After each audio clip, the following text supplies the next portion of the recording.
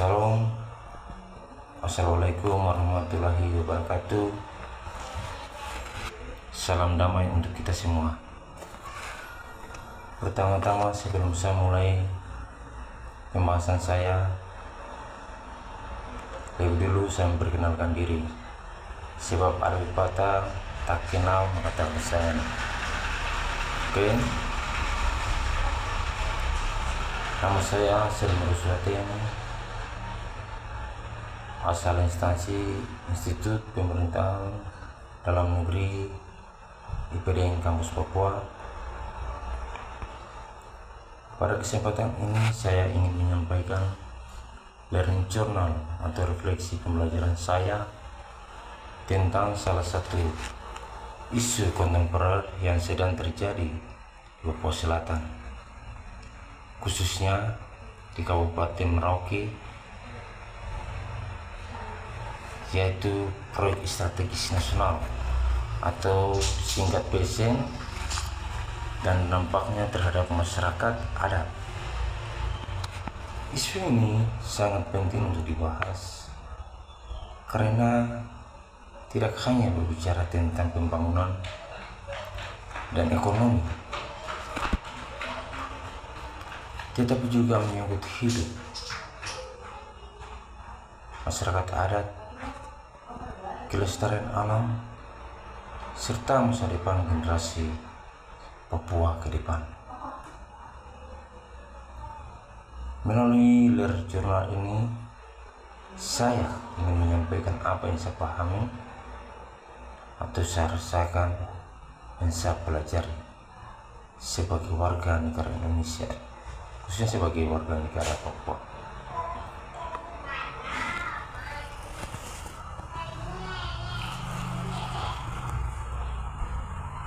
Kabupaten Merauke merupakan wilayah yang sangat luas dan kaya akan sumber daya alam. Di wilayah ini terdapat hutan, rawa, sungai, serta adat yang sejak dahulu menjadi sumber kehidupan masyarakat adat, khususnya suku Maling dan marga-marga adat lainnya. Tanah bagi masyarakat adat Merauke bukan hanya tempat tinggal atau tempat berkebun, tetapi juga memiliki nilai budaya, spiritual, dan sejarah. Tanah adalah identitas dan warisan leluhur yang dijaga turun-temurun. Dalam beberapa tahun terakhir, Merauke ditetapkan sebagai salah satu lokasi proyek strategis nasional, terutama di bidang ketahanan pangan dan perkebunan skala besar. Tujuan dari proyek ini adalah untuk mendukung kepentingan nasional, namun dalam pelaksanaannya proyek ini menimbulkan berbagai persoalan dan penolakan dari masyarakat adat. Dari pembelajaran saya, terdapat beberapa permasalahan utama yang muncul dalam pelaksanaan PSN di Merauke. Pertama,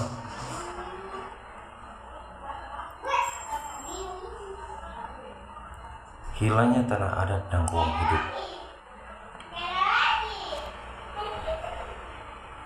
Bagi masyarakat adat, kehilangan tanah berarti kehilangan sumber pangan, kehilangan tempat berburu, serta kehilangan identitas budaya. Yang ketiga, dampak lingkungan yang serius.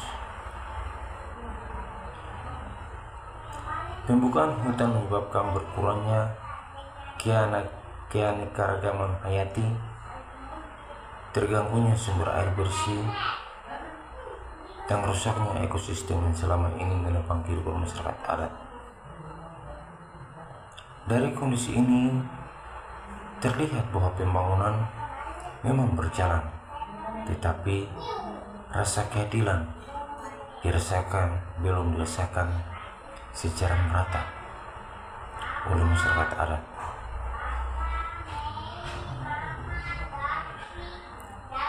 Nilai-nilai kewarganegaraan dan Pancasila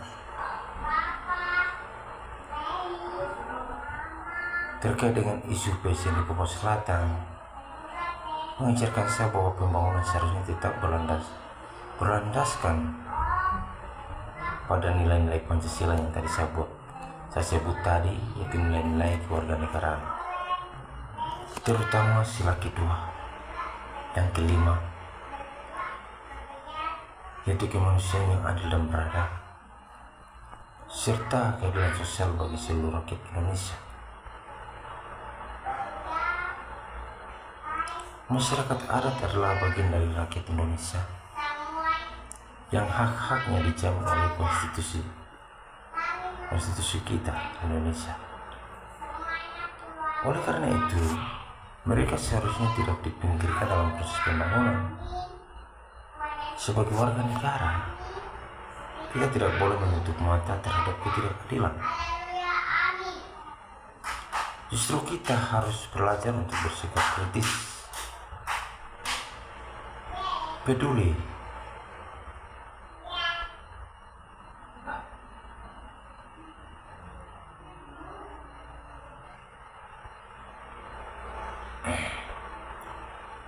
dan berani menyuarakan kebenaran dengan cara yang damai dan bermartabat sesuai dengan aturan yang berlaku di negara demokrasi kita ini. Melalui isu ini, secara pribadi saya menyadari bahwa bela negara tidak selalu diwujudkan dengan senjata, tetapi juga melalui kepedulian terhadap keadilan sosial dan kemanusiaan. Saya belajar bahwa pembangunan yang tidak baik adalah pembangunan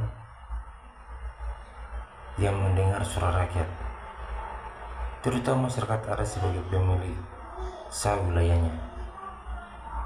Saya juga belajar untuk tidak mudah menerima satu narasi saja, melainkan mencoba memahami persoalan dari berbagai sudut pandang. Isu ini membuat saya lebih peduli terhadap Papua, karena Papua bukan tanah kosong. Papua adalah tanah hidup, tempat manusia,